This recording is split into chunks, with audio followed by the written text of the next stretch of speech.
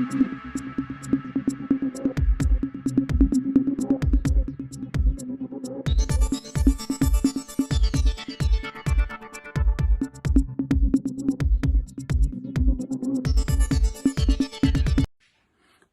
डफली और पुराना राग घमंडिया गठबंधन के लिए तो यही बात पूरी उतरती है।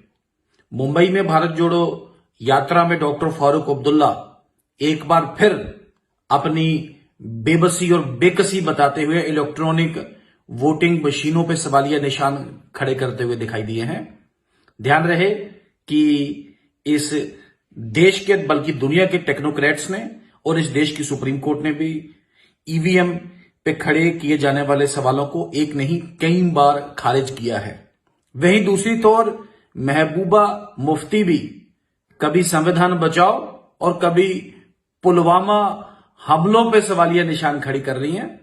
मेरा विनम्र निवेदन है घमंडिया गठबंधन के घटक दलों से कि लोगों की बात करें, विकास की बात करें, विजन की बात करें, सकारात्मक रहे, सजग रहें, स्पष्ट रहें, सार्थक रहें।